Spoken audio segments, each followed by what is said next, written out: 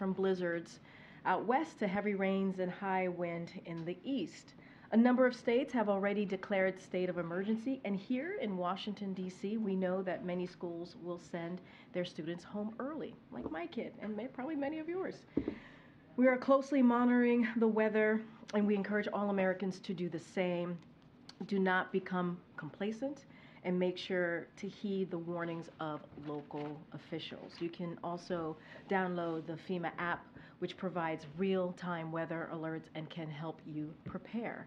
As always, we stand ready to support communities nationwide as needed. And I do have an update on the President's Week. This Friday, January 12th, the President will travel to Allentown, Pennsylvania, that area to discuss how communities across America are coming back thanks to Bidenomics and his Investing in America agenda, which have ushered in a small business boom, created good-paying jobs with rising wages, strengthened local economies, and lowered costs for hard-working families.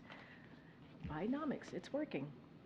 And with that, as you all can see, my colleague, Admiral John Kirby, is here to discuss international response to information we did classify last week on Russia's use of North Korean munitions. And with that, Admiral. Good afternoon, everybody. So yesterday, Russia launched its most recent aerial attack against Ukraine using missiles and UAVs. Multiple Ukrainian civilians were killed in the strikes and dozens were injured. Now, these strikes are horrific, they're inhumane, and they serve as yet just another reminder of the brutality of Mr. Putin's war. Due in part to our sanctions and export controls, as we talked about last week, Russia has been forced to look to like-minded states for military equipment. One of those states is North Korea. And as I said from this podium last week, the Democratic People's Republic of Korea recently provided Russia with ballistic missile launchers and several dozen ballistic missiles. Russia has since deployed these missiles against Ukraine. Last week, you might recall, I talked about a strike on the 30th, talked about a strike using a dozen, almost 10 more on the 2nd of January, targeting Zaporizhia, Kyiv, Kharkiv, and elsewhere. On January, as I said, and then on January 6th, since then, Russian forces again launched multiple North Korean ballistic missiles into Ukraine. We're still assessing the impacts of these strikes, but we can confirm that at least one of them landed in Kharkiv. So today, I'm announcing that the foreign ministers of 47 countries, Secretary Blinken, and the High Representative of the European Union have released a joint statement condemning the DPRK's export and Russia's procurement of North Korean ballistic missiles, as well as Russia's use of these North Korean missiles against Ukraine. As the statement makes clear, the transfer of these weapons increases the suffering of the Ukrainian people, supports Russia's war of aggression, and undermines the global non-proliferation regime. And our governments stand together in resolute opposition to these arms transfers between the DPRK and Russia. Russia's transfer of ballistic missiles from the DPRK directly violates multiple UN security resolutions, and tomorrow we will raise these arms deals at the UN Security Council alongside our allies and partners and demand that Russia be held accountable for yet again violating international obligations that it signed up to. We also will continue to impose sanctions against those working to facilitate arms transfers like this and to release information exposing those arms deals.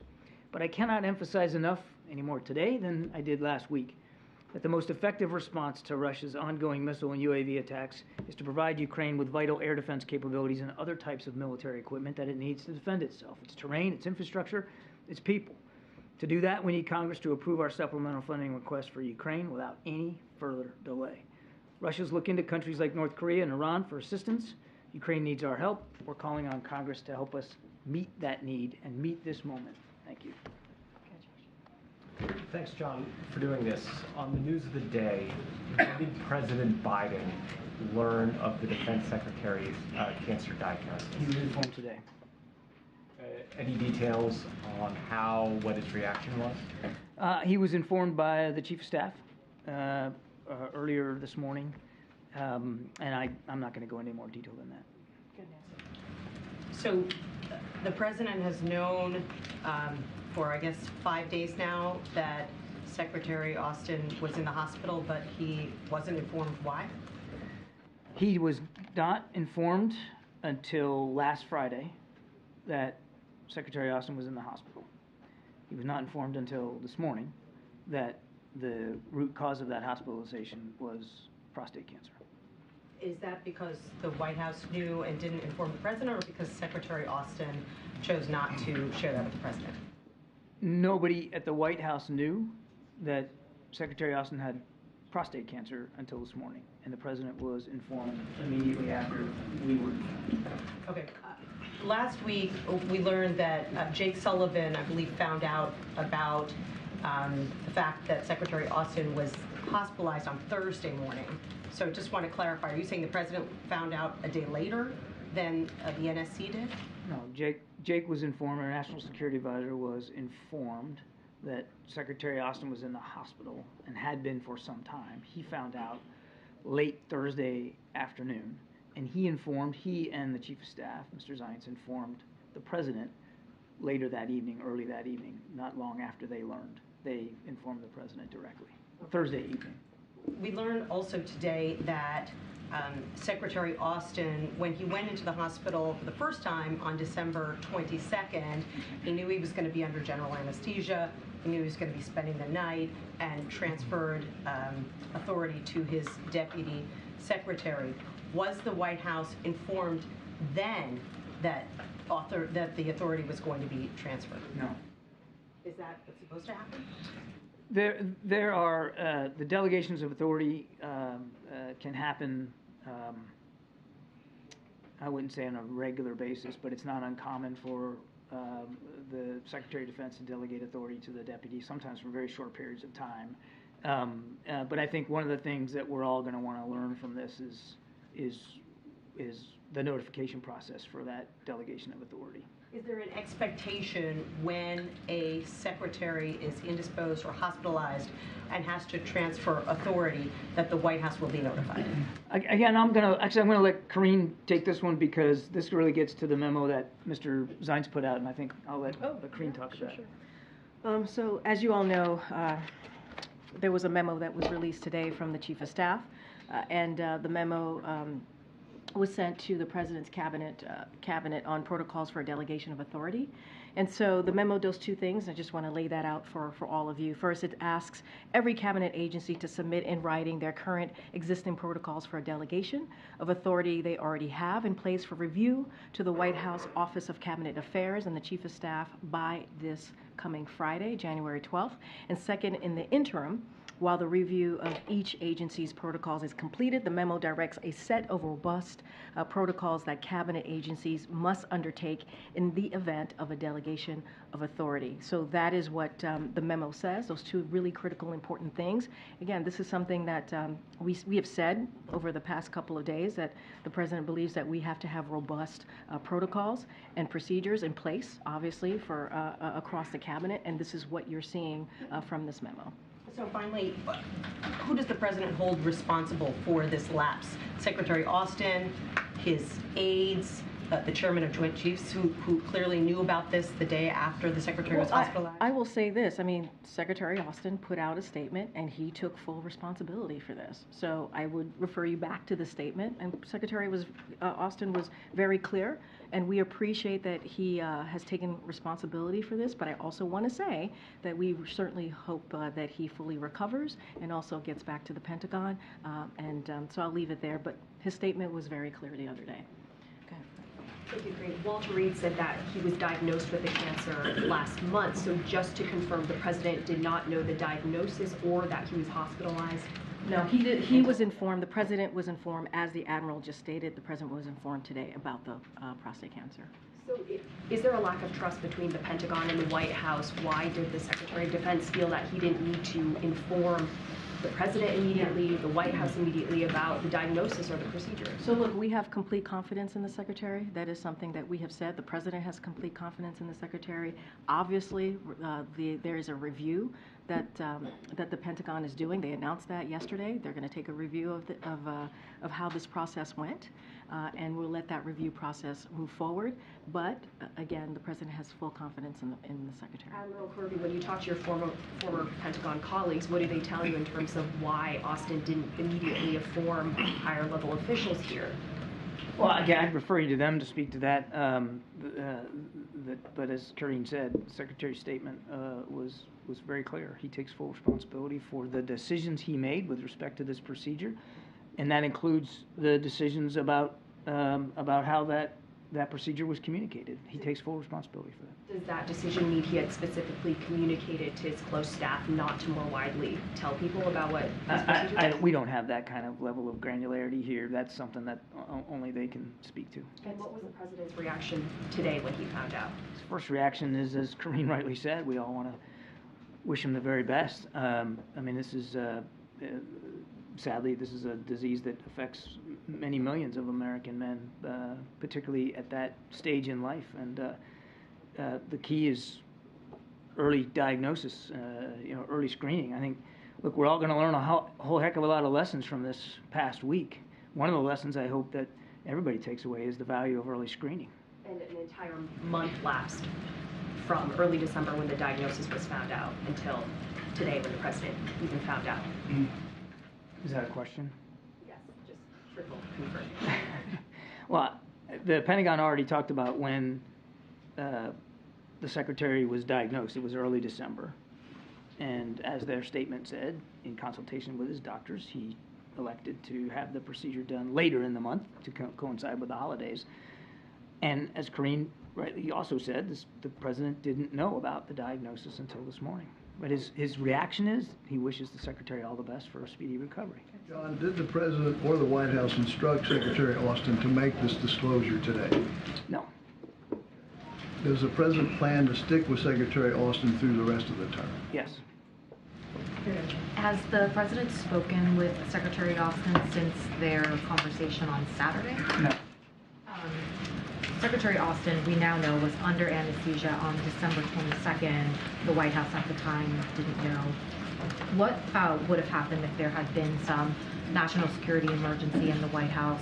The president had called on Secretary Austin on that day. Well, it's a hypothetical and it's speculative, but I think it's important to remember the whole idea of delegation of authority. You need to have a process for delegation of authority.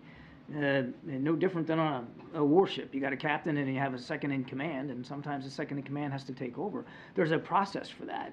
But I hate getting into hypotheticals, but let's just, for sake of argument, run that through real quickly. Had there been a need by the commander-in-chief to task the Defense Department or to seek greater clarity from the Defense Department about a specific issue, the Deputy Secretary, Kathleen Hicks, who had that authority delegated to her, who had a full communications suite with her when she was on leave and fully staffed, would have been more than capable of being the acting Secretary of Defense for that period of time. Right, but importantly, in that hypothetical, the White House would have learned by not being able to reach Secretary Austin on that day that... I mean, I don't know how I can prove that that's the case, but it didn't happen. But she had full authority to run the Defense Department. And just one more on this. Now that the Pentagon has shared that Secretary Austin underwent surgery for prostate cancer, does the White House and does the President believe that he should have been afforded the privacy to not share with the public what that medical procedure was? Does the President believe that the Secretary should have been afforded the privacy not to disclose the specifics of the medical treatment? The President believes and has since the beginning of the administration that transparency with the American people is really important. And he knows, being a public figure for his entire life, that as a public figure, you have an added burden to be as transparent about your personal situation as possible. Now, it doesn't mean you're still an American, and it doesn't mean you don't have a right to any privacy, but as a cabinet official, as a Senate-confirmed official in the administration, everybody, when they sign up for that and raise their right hand, they know that there comes an obligation with that to be as transparent about your personal situation as you can. Certainly, if it affects in any way the administration of the duties that you've taken the oath to do. So does he believe that Secretary Austin should have been able to keep this specific detail private? I'm not going to get inside the President's head on that particular right to privacy on this particular issue. Number one, he's concerned about Secretary Austin, full faith, trust, and confidence in his ability to lead the Defense Department. Glad he's on the mend. Hope that he gets back to work soon. Obviously, his first and foremost concern is the Secretary's health and recovery, and making sure that he has the time and the space and gets the medical care that he needs to recover fully. And as Karine noted, we're already taking steps here, and they're taking steps over at the Pentagon to learn from this episode in terms of specific notification processes to make sure that it doesn't happen again. And well, to pick up on Mary's point, and also because Chief of Staff Ryan sent out that memo today, the president didn't learn about this for a month after the diagnosis in early December. Just quite simply, does the president think that's acceptable? It is not optimal, Gabe. It is for a situation like this to go as long as it did without the commander-in-chief knowing about it or the national security advisor knowing about it, or frankly, other leaders at the Department of Defense. That's not the way this is supposed to happen. The president understands that, and that's why he wants the chief of staff to take a look at processes across the administration and agencies here, and that's why DOD is also looking at their own procedures to make sure that that doesn't happen again. The Pentagon referred to the surgery as an elective procedure. Technically, it may be, but isn't that at best misleading? As far as I know, Gabe, again, I barely got a history degree, so I'm not capable of talking about medical stuff. But as far as I know, that phrase elective medical procedure came in the statement by the two doctors at Walter Reed. That wasn't a Pentagon assessment. That was the wording chosen by the two doctors. But isn't it misleading for the Pentagon to put that forward? You'd have to talk to the Pentagon and the doctors. Gabe, I'm not a physician. The two physicians that are responsible, they use that phrase. They should speak to what that means. I'm not an expert. All right, Peter. Thank you. John, what kind of commander-in-chief is President Biden that at a time when American forces are under fire in the Middle East, he can go days without knowing that his defense secretary is in a hospital bed? Peter, there's a lot to your question, so I want you to bear with me for just a second. First of all, at no time was the ability for the United States military to defend our national security interests compromised. At no time was the commander-in-chief not always in command and control of our military forces around the world. And over the course of those days, we did take military action that he approved, taking out a senior militia commander in Iraq with what we call a dynamic strike, a strike that he had approved many days before, for which the theater commander had full permission to execute. We did shoot down drones and missiles in the Red Sea, our ships at sea, because he made sure they had the existing authorities and the capabilities and the training to do that. So he has been on top of these issues all the way throughout. Now, look, where your question kind of gets to is, and I've seen some of the sniping out there, how effective can the process be if the secretary can be gone and we don't know about it? I think what you need to understand, and what I hope people will understand, is that the national security decision-making process does not require, in fact, should not require, cabinet-level officials being the sole people in the room making decisions on any given day. You staff these things from the middle up, and then the cabinet officials, whether it's Secretary Blinken or Secretary Austin, come together as appropriate to make the key decisions, which happened. It happened on the 1st of January. If you'll bear with me, because I think your question really gets to a bigger issue, and I'd like to just, if I could, with Karine's permission, I just want to walk you through a little bit of timeline here, because I think it's important context. So on the 31st of December, that was a Sunday, Jake Sullivan held a lengthy secure telephone conference with the Central Command Commander, General Kurilla, to discuss a bunch of issues, the situation in the Middle East, and of course there's a lot to that. The next day, on the 1st of January, President Biden convened a secure telephone conference with Mr. Sullivan, with Secretary Austin, with the Joint Chiefs Chairman, General Brown, Secretary Blinken, the DNI, the CIA director, and other members of the team. They covered developments in the Middle East. President Biden directed the NSC, Department of Defense, and the State Department to accelerate work with allies and partners on a joint statement on the Houthi attacks in the Red Sea, which was to be issued, according to the President's direction, no later than Wednesday. You saw we did that. I came to the podium and read that out. From Monday, the 1st of January, through Wednesday, the 3rd, the National Security Advisor, his deputy, Middle East Coordinator Brett McGurk, spoke repeatedly with their counterparts in multiple foreign capitals to secure the support for that joint statement. Senior NSC officials coordinated hour by hour with senior Pentagon officials who are also making phone calls and securing support from foreign partners. President's final approval on that statement happened shortly thereafter, and as you know, it was issued on the 3rd of January. Also on the 3rd, there was a Principals Committee meeting on Haiti. And neither Secretary Austin nor General Brown attended. They were represented by deputies. That is not uncommon, that at a Principals Committee meeting, for whatever reason, the principal may not be able to attend. Okay, thank you for all the detail on that. But more broadly, why should we believe anything that this administration tells us about anything ever again? I think we all recognize, and I think the Pentagon has been very, very honest with themselves about the challenge to credibility by what has transpired here, and by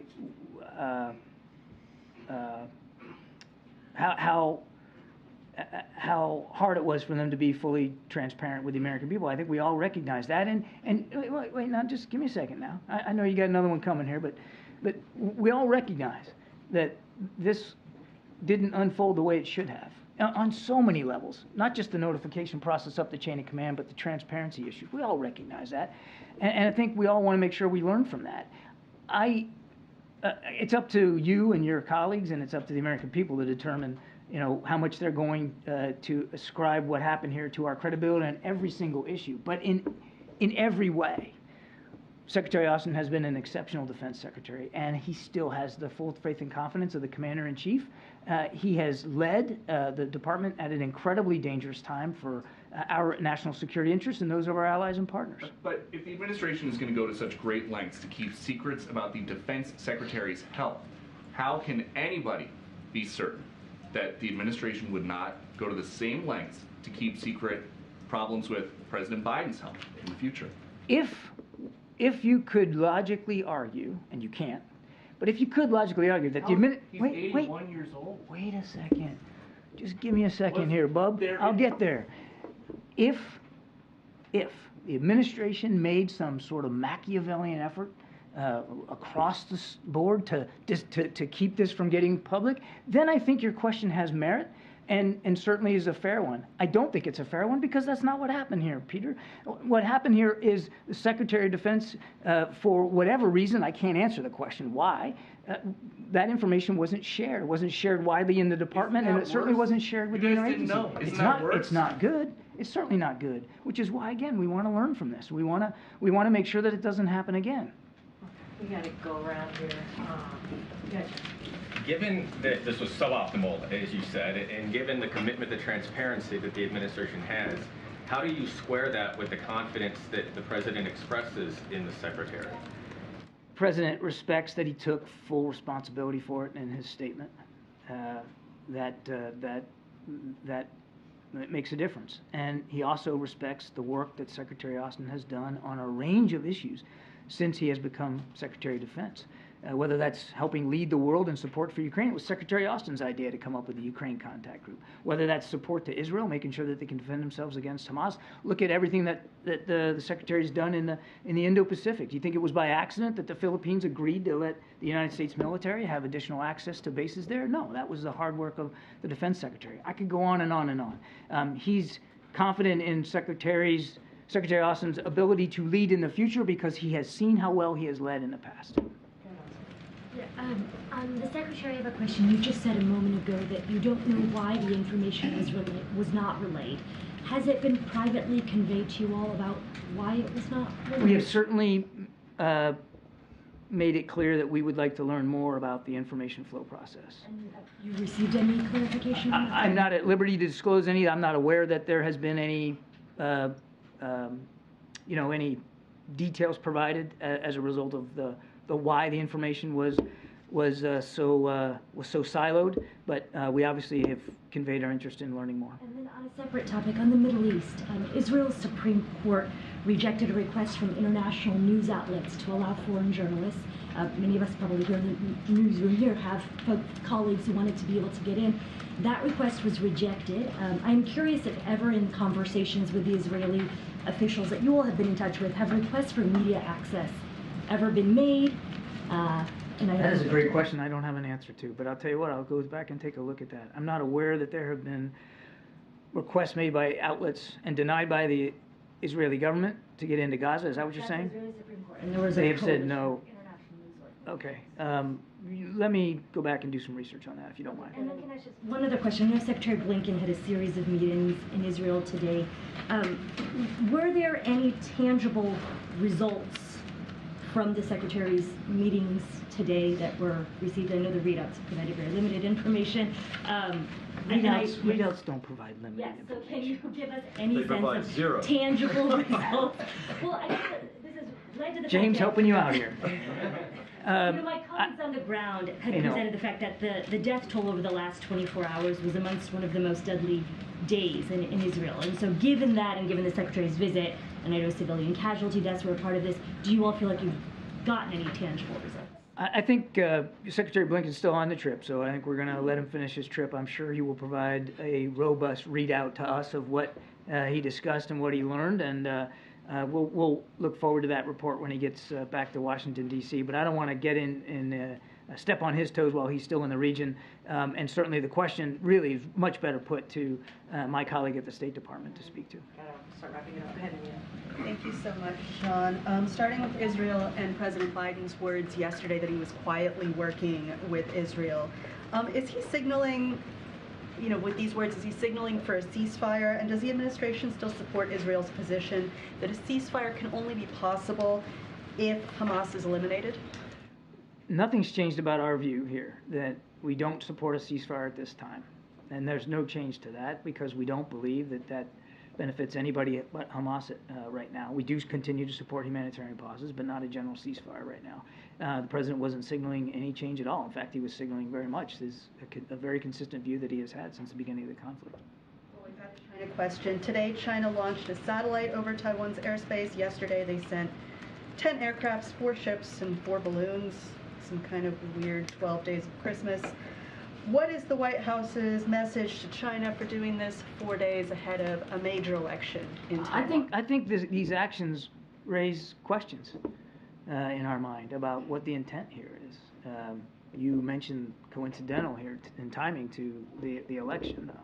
I have proof that that's what's driving it, but it sure does raise interesting questions, doesn't it, about what their intentions are, what their goals are with this activity. I'll tell you this: we believe that the democratic institutions of Taiwan need to be respected. We want to see a free and fair and transparent election, and we're willing and standing by to work with whoever the people of Taiwan elect into their government. I've got another one not about the Defense Secretary, if you want to take it. None of your questions have been about the Defense Secretary. Thank you. Burundi's president recently called for gay people to be stoned to death. In light of the administration's moves against Uganda for passing a really hateful law against gay people, are you mulling any actions against the government of Burundi for these hateful statements? I don't have any decisions to speak to today, but obviously that is that clearly would be a horrific undertaking, a horrific way of punishing people for something they shouldn't be punished for, and we'll see where this goes. But I think it's very clear, should be clear to the people in the government of Burundi and all over the African continent how seriously we take the issue of civil and human rights. Yeah, so more than 100 journalists have been killed in Gaza by Israel. Isn't it perhaps contradictory or harmful for the U.S. that defends free speech to keep financing and giving arms to Israel when they're committing these crimes against journalists? Your question presumes that they are deliberately, maliciously going out to kill journalists, and we've seen no indication that they have done that. We continue to stand by the protection of journalists that are anywhere in the world, certainly covering conflict. Journalists and their jobs and their ability to report needs to be protected by any nation waging war, and we've been very, very consistent on that. But they're not allowing international press in Gaza. Well, as I said, I'm not aware of that report, so I'll go back and look and see what we know about that. Many of our news outlets, right? I mean, it's a number of international news outlets. I know, but I don't know when you submit a request to go somewhere. It's not like it comes through me. So I take the question. It's a fair one. Let me find out about it. Let's find out what the ground truth is here. Yeah, Peter. Come back to the December 22nd procedure that the Secretary had. Did the White House, he was put under general anesthesia at that time. He was not last week. did the White House know about that procedure, even if we didn't know what it was specifically for? Did he know at that time he was undergoing a procedure on that day? No. Okay. And when you said that the doctors used the phrase elective in their statement, the State of the University does not use the word elective. And I wonder whether you think then that means the use of that to describe it last week by the Pentagon was fully transparent. The doctors described something that does not sound elective. Oh, well, then that's my mistake. I thought that was in the doctor's statement. I'd refer you to the Pentagon on that. I'm not at liberty. I'm not a medical expert, Peter. I can't. You're a communications expert, and you know what elective procedure implies to the public that might not sound like what we're now being told. Again, I'd refer you to the Pentagon. Does the president believe that there ought to be any consequences for any DoD officials who knew about the condition of Secretary Austin but did not report that information? That's going to be up to Pentagon leadership to decide. Well, what does the president believe? I mean, he's the commander-in-chief. The president believes that Secretary Austin should get the appropriate care that he needs to get better so he can get back at work at the Pentagon. He believes we ought to learn from this, both in terms of notification and about transparency to the American people. We're gonna do what we have to do. As Karine said, we're also going to take steps here at the White House to make sure that we have a good, tight alignment across the interagency about notification procedures on delegation of authorities. That's what the president wants to focus on. In terms of accountability for those who might not have shared that information with the White House, it's not their DoD, it's the taxpayers. It is the taxpayers' DoD, and it's for the Defense Department leadership to take a look at that and see what they want to do in terms of accountability. The Secretary of Defense himself took full responsibility in his statement over the weekend. I mean, he had put it on his shoulders. Thank you, sir. Okay, thank you. Just another question, because I'm not in the clear about that. By not notifying the White House on December 22 that he was going under general anesthesia, did Secretary Austin violate existing procedures, or was that in accordance with existing procedures? What happened? Like I said yesterday, I mean, there's an expectation that if a cabinet officer becomes hospitalized and for whatever reason, can't continue to perform the duties even temporarily, there's an expectation that will be notified up the chain of command to the commander-in-chief. That there's an expectation that would be passed up the chain of command. Is the Pentagon reviewing the security clearance of Elon Musk after these new allegations of drug use, which would obviously violate his agreement? You'd have to talk to the Defense Department on that. And a second question on Hezbollah. Israel now says that time is running out for a diplomatic resolution with Hezbollah. Is that how the U.S. sees it, that time is running out? For Hezbollah? To reach a diplomatic resolution with them. Look, there's always time for diplomacy. And I think you've seen us work hard at that. Secretary Blinken's in the region now. Other officials here from the National Security Council have traveled over there. We believe there's always time for diplomatic resolutions. One more? We went long, guys. I don't know if there's anything else you guys have in mind, but go ahead. Thanks, Karine. President Trump's lawyers today asserted that he should be immune from prosecution. What is President Biden's opinion of the Constitution on this matter? Should presidents be immune for official actions? So look, I get why you're asking the question. I see why you're asking the question. We're going to be really careful here, given that there is an ongoing case. So not going to comment. Got to be super careful. And we don't normally comment on an ongoing legal case or make statements that could impact, right, that particular ongoing case. Also, that doesn't even involve the White House. So I'm just going to be super careful. I would have to refer you to Department of Justice. Don't want to get into the middle of this. Sticking with former President Trump, he also said in an interview yesterday that he hopes that if there is an economic downturn, that it'll happen in the next 12 months, and I'm wondering if the White House has any reaction to that. So I'm going to be careful, as we all know, that he is a candidate in this 2024 election. So what I will say is that consumer sentiment, as you all know from the data that came out at the end of last year, is surging and inflation is falling. And I think that matters. And all the more reason that we continue to make sure that Bidenomics, continue to move forward Bidenomics. And we've seen how historically the success of the economic growth that we've seen. When you think about the 14 million jobs, unemployment is at under 4%. Obviously, there's wages are up, right, which is incredibly important. And so look, one of the things I will say is that the cost reduction momentum over the volatility, right, if you think about Maganomics, which economists warn would worsen inflation with tax giveaways to rich special interests. Another thing I would say is that, look, when it comes to a commander-in-chief's duty, they're not supposed to wish an economic downturn. They're supposed to make sure that we put the American people first. That is what a commander-in-chief is supposed to do. They're not supposed to hope that American families suffer.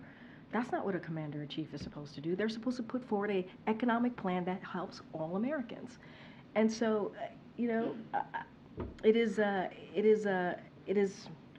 clearly unacceptable and shameful, and what Republicans officials should hope for, they should hope for that we continue the economic progress that this president has made.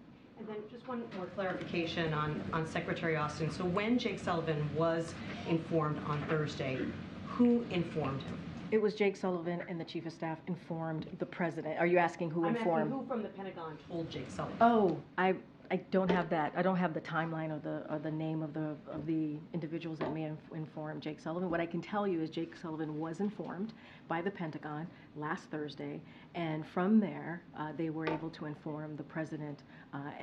They, meaning the Chief of Staff and the National Security Advisor, informed the president. I don't have who actually told the National Security Advisor. And did whoever at the Pentagon informed Jake Sullivan tell him at that time that they regretted the delay or give any explanation for the delay? I get the question. I just don't have specifics on what was actually communicated in that conversation. What I can tell you is that's when National Security Advisor Jake Sullivan was certainly informed about Secretary Austin's hospitalization, but I just don't have anything further on specifics of that conversation. I can also share with you, as we've had many times, is that the president was informed thereafter.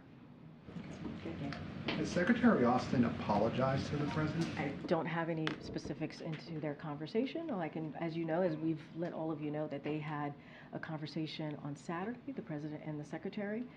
I just don't have any details into what was discussed specifically. The president, as I said moments ago at the top of this briefing, the president obviously wishes the secretary well and hopes he has a speedy recovery and wants to see him back, obviously back at the Pentagon. Karine, any reaction to Michelle Obama saying in an interview that she's terrified about the potential results of the election? Look, I want to be careful. Again, we're talking about upcoming election this year, so don't want to comment on that.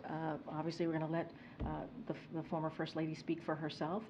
What I can tell you is that she obviously supports the agenda, this president's agenda, President Biden's agenda, and how we're moving forward in making sure that we have an economy that works for all, and moving forward certainly on implementing some of these important key historic legislation that the president was able to pass. But I'm not going to comment specifically on what she stated. How close are you to a border security deal? So, as I stated yesterday, when we were on Air Force One headed to South Carolina, look, the president continues to believe that we need to get to a bipartisan agreement to really deal with the border security issue. There has been a productive conversation on the Senate side, Republicans and Democrats, so we are hopeful. This is a president that is optimistic, as you know. We are hopeful that we will get to a bipartisan agreement. I know one of the negotiators, as I stated yesterday, said that would be likely to have some text this week. And so, look, this is a negotiation process. It is a bipartisan one. We appreciate that conversation. The president understands what is happening at the border is something that's been happening for decades, and we need to address it, which is why he put the first piece of legislation when he walked into the administration was to be on a comprehensive immigration and to deal with that issue. Has the president been getting briefed on the Alaska Airlines? So I want to. No, I know exactly what you're talking about. So first of all, we are glad to have seen that we're relieved that all passengers and crew are safe. The FAA's priority is always keeping Americans safe. That is most important.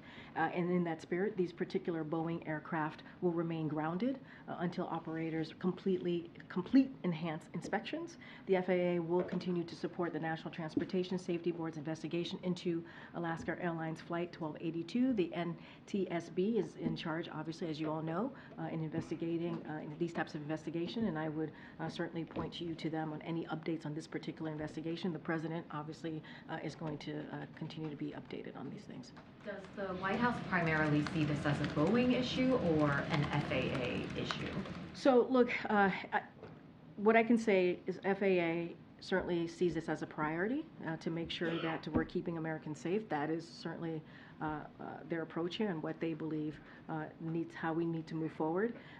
Obviously, the Boeing aircraft, there's going to be an investigation on these Boeing aircraft. That's why they're going to be grounded. We don't know yet, right? We have to do an investigation to see exactly what occurred here, but they're going to ground them out of abundance of precaution and safety for the American people to make sure that we see to enhance inspection and to see exactly what occurred. So I don't want to get ahead of that, but they're taking, obviously, extra precautions here.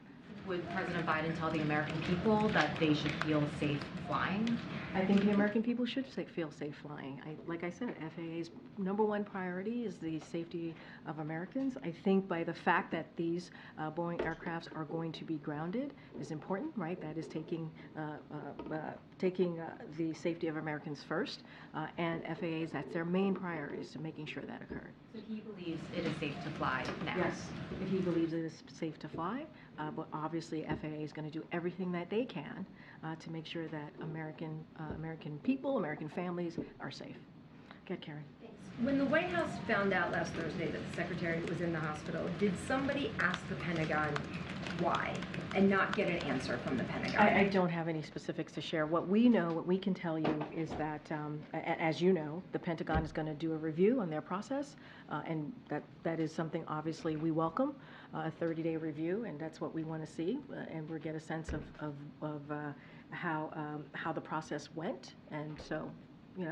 That's something that obviously is important.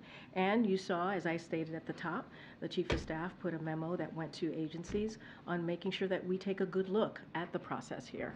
But beyond the process, just from a human aspect of this, when Jake Sullivan and then Jeff Zients and then the President here that Secretary Austin's in the hospital, didn't they ask why is he in the hospital? How did the President not know until this morning that it was cancer? How did 5 days go without knowing the diagnosis? That is something that we're trying to find. Answer. No, I hear you, but that is something that we are going to get a sense of this process, right? That's why they're going to do a review. That's why the Pentagon's going to do a review.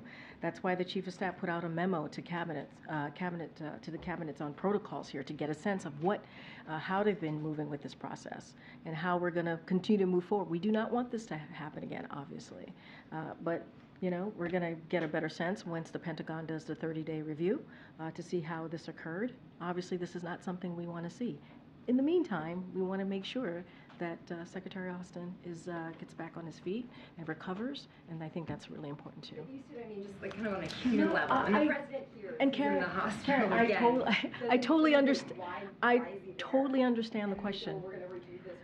I totally understand the question. I get it. I get you're wanting to know what was the reaction, the emotional reaction of folks here in kind of the chain of command, right? Once they learned about the Secretary's hospitalization. I get the question. I don't have reactions, right? Emotional reactions to how folks here felt when they learned about this. I just can't speak to that. What I can speak to is that we want to make sure that we have a process, protocols, robust protocols, because we've always said transparency is at the center of this administration. We want to make sure how these agencies move forward, that there's a robust protocol in place, and that's what we're asking. That's why the Chief of Staff, Zients, sent a memo to agencies, so we have a sense of how are they going to move forward with these types of situations or issues. And again, Pentagon is going to do their review. They announced that yesterday. It's going to be a 30-day review, and we'll have a better sense of the timeline here and what happened, what occurred. Ed? Yeah, thanks, Karine. When will the president hold another solo news conference? I don't have anything to preview at this time. On communications within the administration, the last cabinet meeting was 3 months ago. So does the president know where his cabinet members are and what they're doing? The president is in regular touch, and not just the president. Obviously, there are folks here, whether it's the Office of Cabinet Affairs, other folks here in the White House that is in regular touch with certainly leaders of the different cabinets on a regular basis. And I just don't have anything else to share. But you know, the president, obviously this is his cabinet and talks to them on a regular basis. I just don't have a specific timeline or specifics on when that happens. On the Alaskan Airlines flight, we've all seen those pictures. Where's the transportation secretary? Shouldn't he be out reassuring Americans that it's safe to travel? Well, you saw the secretary for weeks and days talking about how how the airlines were being held to account, and how we were in a different place certainly than we were last year during the holiday seasons, and we saw the secretary out there pretty in a robust way. And so look, the secretary, I'm sure I can speak for him right now and say that of course he wants to make sure Americans feel safe flying. That is certainly part of his responsibility, and so he certainly can speak to that himself. But he has been very, very clear about that. Secretary has been very clear about that over the past 3 years of this administration, making sure that there is safety, that we meet those safety protocols, Americans feel safe flying, and that is the number one priority, certainly of FAA. One more on the economy, if I could. JP Morgan CEO Jamie Dimon told Fox Business that the extra COVID assistance runs out in 2024, higher credit card balances. He says the chances of a recession are higher than a soft landing. How concerned is the president? Look, I appreciate the question. I'm actually glad you asked the question because, look, last year forecasters said with 100% certainty that there would be a recession. 100% certainty. That's what you heard over and over and over last year. That didn't happen. And the president never thought that we needed to have a recession to bring inflation down. He never thought that. And he was right. And just a couple of things. I know you like data. 2.7 million jobs created last year, more than any year under the previous administration. Unemployment below 4% for 23 months in a row, and the longest stretch in over 50 years. Inflation fell to 2% over the last 6 months, and wages and wealth are higher than before the pandemic. And that is not consistent with a recession. That, remember, and you were asking me this question over and over again. They said there's going to be a recession. They said there's going to be a recession, and it didn't happen. It didn't happen. So I will quote Secretary Yellen here, what she said yesterday, which is, what we're seeing now, I think we can describe as a soft landing. Okay, go ahead. Can you give us any information about what's on tap for tomorrow? I don't have anything to preview. I'm sure the team will be sending out our regular, what the next day is going to look like for the president. Just don't have anything to preview for tomorrow. I just previewed what the president's going to certainly be doing on Friday, going to Allentown, and we'll have more on that as well. So I'll just leave it there. Asma, I'm going to try and, there's some folks in the back that I haven't called. Yes. The ones you love quote so much. All right, go ahead, Steve. Oh, thank you. Yeah, Sorry, James. I've got my other favorite person. I've got two questions. Yeah. The first one, the first son's art dealer today was testifying on the Hill, and he said that he did not have any talks with White House officials about setting up a supposed agreement to ensure that the buyers' IDs were anonymous, and that in fact many of the IDs were known. There was reporting during the president's first year in office that some White House officials were engaged in setting up this supposed agreement. Could you just clarify what the case was? I'm just not going to comment from here. I would refer you to my colleagues at the White House legal office. I just don't have anything to share. The second one, just a plug for a request for Ian Sams to perhaps take questions one day. Well, you have full access. You have access to Ian Sams. He's very good at responding to all of you and taking your questions. So, I think that's important. He's been very, very good at connecting with everyone in this room who has questions like you have about anything that is related to what you just asked. My second question.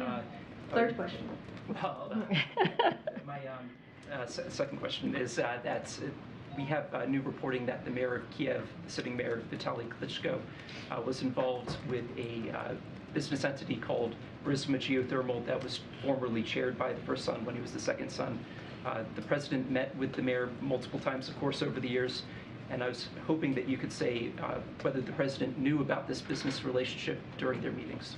I would refer you to the White House counsel's office. Go ahead, James. Thank you very much, Karine. With respect to the incident involving Secretary Austin, from your statements and those of Admiral Kirby, we learned today that President Biden expresses full faith and confidence in this cabinet officer, even though neither the president nor anyone else on his staff yet knows why Secretary Austin violated the existing rules and withheld this information. Is it the posture of the president that Secretary Austin's motivation is irrelevant to the president's estimation of him in this incident? What I will say is, and we have said this many times, is that Secretary Austin put out a statement taking full responsibility of what has unfolded over the last couple of days, and the president appreciates that. And I have the statement right in front of me, but I'm sure you've seen it. And one of the things that's in here, he said, is I also understand the media concerns about transparency. And I recognize I could have done a better job ensuring the public was appropriately informed. I commit to doing better. But it is important to say this is my medical procedure, and I take full responsibility for my decisions about disclosure. So, Secretary took full responsibility. I think that is important to note. We appreciate that he's taken full responsibility. And one of the things that I've stated multiple times at this podium in the past couple of minutes is that the Pentagon is going to do a full review. We're going to let that review happen. It's going to take about 30 days, as they stated in their memo. And also we're going to take extra steps here, as we've stated with the memo, as I've stated with the memo that the Chief of Staff sent out to agencies. Just to follow on this before I pose an unrelated second question, the motivations on the part of the Secretary for doing this are unknown to the President. And you're telling us there's going to be a 30-day review, et cetera. Shouldn't the expression of full faith and confidence in this cabinet officer await the results of that investigation? And also, isn't it a key piece of information for the President to know why Secretary Austin did this before he expresses full faith and confidence? I think one of the things that's so important, and we don't see this enough in today's world, is for someone to take responsibility. Is for someone to actually say, I made a mistake and I take full responsibility. And I think that's important here. I'm not going to speak to that. I'm going to speak to the action of taking responsibility here, and I think that's important. And the President appreciates that. And the Admiral laid out some of the things or actions and that the Secretary has taken over the last 2 years that has been very helpful and that has really played into his leadership as Secretary of the Defense. And so he has done a really a stellar job in that position. The President appreciates the job that he's done, and he's taken responsibility, and I think that's important here as well. On this event Friday in Allentown, Pennsylvania, that you just disclosed to us, you've told us that it's going to be a speech about Bidenomics.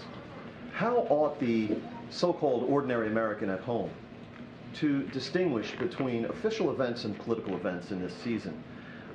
I've done this long enough to know that the President's remarks in Allentown on Friday are going to sound an awful lot like a campaign appearance. So what distinguishes an official event from a campaign event at this point? I mean, we've been very clear. When there's been a campaign event, I've said it's a campaign event, and you have to go to the campaign, right, to get information. And usually a campaign event comes from the campaign. And so that's very clear. That is very clear. So I don't know how else we could be more clearer than that. And we'll have more on what Friday will look like, and we will certainly share that with all of you. And we've been clear. Campaign event comes from the campaign. They lead those events. They speak to those events, and we have been very careful to let that live with the campaign. But the answer you've given me suggests that the same event can transpire with exactly the same words and actions. Hang on, twice in a row, identically. But if one is organized by the White House, it's an official event, and if one is organized by the campaign, that's a campaign event. So I want to be very clear here. What we're doing has been done by other presidents. It really, when there's a re-election for a president, there tends to be a campaign event and there tends to be an official event. That is not unusual. The way that we have moved forward with this process over the last couple of weeks, right, as we're in 2024, we're not doing anything different. We're not doing anything new. This is a protocol that has been existing for some time. So I'm just not going to get into go down a rabbit hole with you. We're not doing anything different. We're being very clear and following the protocol. I'm going to move around. I'm being pulled here, but go ahead. Tomorrow, House Republicans plan to hold an impeachment hearing against Mayorkas. What's the White House response to that? Look, I've spoken to this many times, and I've said before, the House Republicans are playing political games instead of doing their jobs. That's what they're doing. And it's really shameful. It's really shameful that this is how they choose to what they choose to focus on. Truly, what the American people want to see is Congress to deliver, and House Republicans continue to do these political stunts, and they want to play political games. And so it is shameful. What we want to see, what Americans want to see, is real results to the issues that American people have across the country. And any more details you can provide on the sticking points right now in the border talks? Parole has been mentioned by negotiators. No, I totally get the question. Not going to get ahead of the negotiators. I'm going to let them have those conversations. Obviously, if I say anything, then I'm stepping into their process, and we don't want to do that.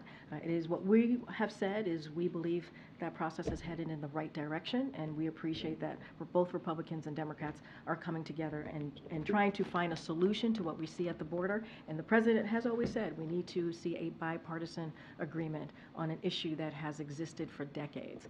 Thanks, everybody. We'll be back tomorrow. Thanks, everybody. Thank you.